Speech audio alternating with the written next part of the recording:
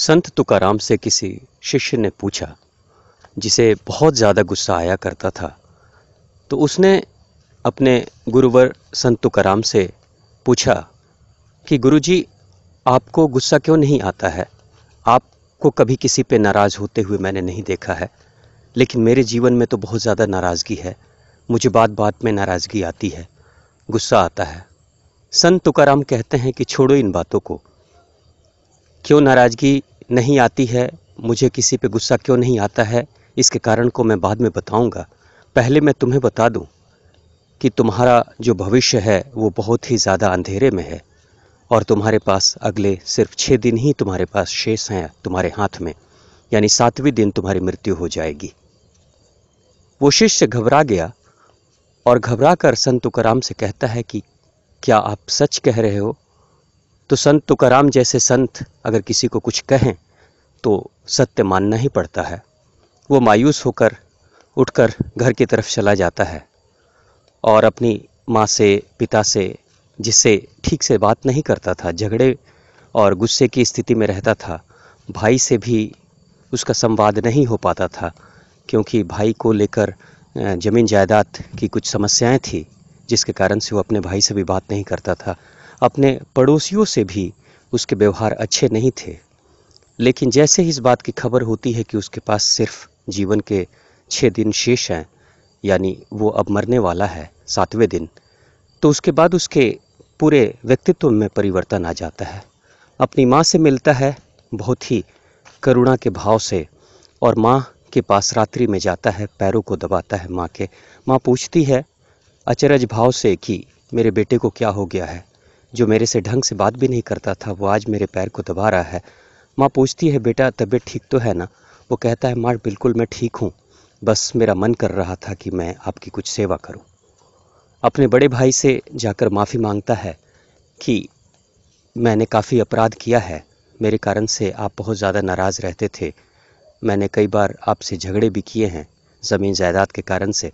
मुझे लगता है कि इन ज़मीन जायदाद को हम कहाँ लेकर जाएंगे, ये तो सब यहीं रह जाने वाला है, इसलिए मुझे लग रहा है कि मैंने गलती की है, मैं आपसे माफ़ी चाहता हूँ, आप मेरे बड़े हो और मुझे क्षमा कर देना। पिता के पास भी जाता है और पिता से भी बहुत प्रेम से बात करता है। पिता को भी आश्चर्य होता है कि बेटे में ऐसा परिवर्तन क्यों हो गया है, लेकिन बेटा किसी से नहीं बताता है कि मेरे जीवन में ऐसी कुछ घटना घटने वाली है।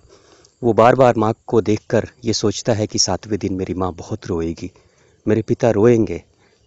जिस सब वक्त मेरे पिता को लगेगा कि जवान बेटा मर गया है, उस वक्त वो कितने ज़्यादा दुखी होंगे, घर में कितना मातम का माहौल होगा, ये सोचकर वो बहुत ज़्यादा दुखी होता है। अपने पड़ोसियों से भी जाके मिलता है, बहुत प्रेम से बात करता है। 6 दिन लगातार हर किसी को सहयोग करने की कोशिश करता है। पड़ोसी भी उससे प्रसन्न हो जाते हैं और पड़ोसियों को भी महसूस होने लगता है कि इसके अंदर कुछ अभूतपूर्व परिवर्तन आ गया है। 6 दिन गुजरने के बाद शाम को वो अपने गुरु के पास जाता है, संत तुकाराम के पास। सोचता है कि मैं ज़रा गुरुवर से मिल लूँ, आशीर्वाद ले लूँ, क्योंकि उन्होंने कहा था कि 7वें दिन मेरे ज़िंदगी का अंतिम दिन है। तो आज अंतिम दिन है, कल तो मेरी ज़िंदगी समाप्त हो जाएगी। तो संत के पास जब जाता है वो, तो संत तुकाराम कहते हैं कि कैसे आना हुआ? तो वो इंसान कहता है कि मैं, आपने जो बताया था कि 6 दिन मेरे पास और हैं, इसलिए मैं आया हूँ, क्योंकि आज अंतिम दिन है, कल तो मेरी जीवन की लीला समाप्त होने वाली है। गुरु पूछते हैं कि एक बात बताओ, ये 6 दिनों में क्या तुम्हें कभी किसी पे नाराज़गी आई? क्या तुम कभी किसी से गुस्सा किए? क्या तुम्हारे मन में किसी के लिए वैमनस्य की भावनाएं आई हैं? उसने कहा कि नाराज़गी, गुस्सा, वैमनस्य तो दूर की बात है, हर किसी के लिए मेरे मन में प्रेम का भाव जागृत हो गया था।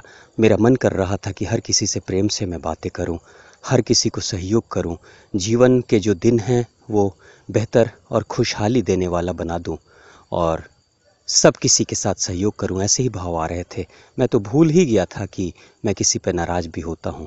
इन 6 दिनों में मुझे किसी से नाराज़गी नहीं हुई, किसी पे गुस्सा नहीं आया। संत तुकाराम कहते हैं कि यही मेरे नाराज़ नहीं होने का मंत्र है, क्योंकि तुम हमेशा ये सोचते हो कि बहुत लंबी उम्र है और ज़िंदगी बहुत लंबी है, अभी जो चाहो जैसे भी चाहो चाहे किसी को नाराज़ करो, किसी को दुखी करो, कोई फ़र्क नहीं पड़ता है, क्योंकि तुम्हारे पास ज़िंदगी के दिन बहुत ज़्यादा हैं। लेकिन हर वक्त मैं यही सोचता हूँ कि बस आज का जो दिन है यही अंतिम दिन है।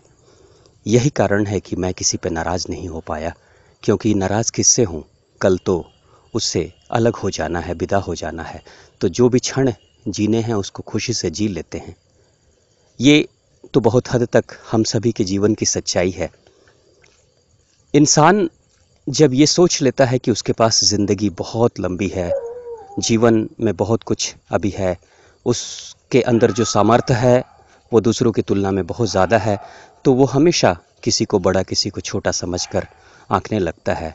और उसी के कारण से आपसी भेदभाव, जो मानसिक रूप से इंसान एक दूसरे से अलग होते चला जाता है, ये सबसे बड़ा कारण है। एक बार किसी ने जीसस क्राइस्ट से पूछा था कि आपके परमात्मा के धाम में, दरबार में कौन प्रवेश करेगा? तो उन्होंने कहा था कि जो बच्चे जैसा होता है वही प्रवेश करेगा। बच्चे जैसा का कहने का मतलब सिर्फ इतना ही है कि बच्चे जैसा निर्मल भाव, जिसमें न तो कोई छोटा, न कोई बड़ा, न कोई अपना, न कोई पराया का भाव हो। यानी एक बच्चा जिस जीवन को जीता है वो वर्तमान में ही जीता है, वो कल में भी नहीं जीता है। वो जो कुछ जीता है बस आज ही के लिए सोचता है। वो भविष्य की योजना भी नहीं बनाता और भविष्य को लेकर डरता भी नहीं है। और भविष्य की काल्पनिक डर के कारण से वो वर्तमान में किसी से रिश्ते भी खराब नहीं करता है। वो हमेशा अपने वर्तमान में जीता है। लेकिन मनुष्य की उम्र जैसे जैसे बढ़ती चली जाती है, वैसे वैसे उसके मन में ये भाव आने लगते हैं कि कौन मेरा है, कौन पराया है, कौन मेरे से कम है, कौन मुझसे ज़्यादा है। तो ज़्यादातर अगर हम अपने जीवन में झांक कर देखेंगे तो हमारे जीवन में भय का जो कारण है वो भविष्य की चिंताएं हैं, जो काल्पनिक है, जो पता नहीं कि वो घटनाएं घटेंगी कि नहीं घटेंगी। लेकिन कल के बारे में सोचकर, चिंता करके हम अपने वर्तमान को एक तरह से नष्ट कर डालते हैं और वर्तमान में हम जीते ही नहीं हैं। तो जीवन में सच्चा सुख तो वही है कि हम वर्तमान में जिए और मन को निर्मल भाव से जिए, तो निश्चित तौर से हमारे पूरे व्यक्तित्व और व्यवहार में परिवर्तन आ जाएगा।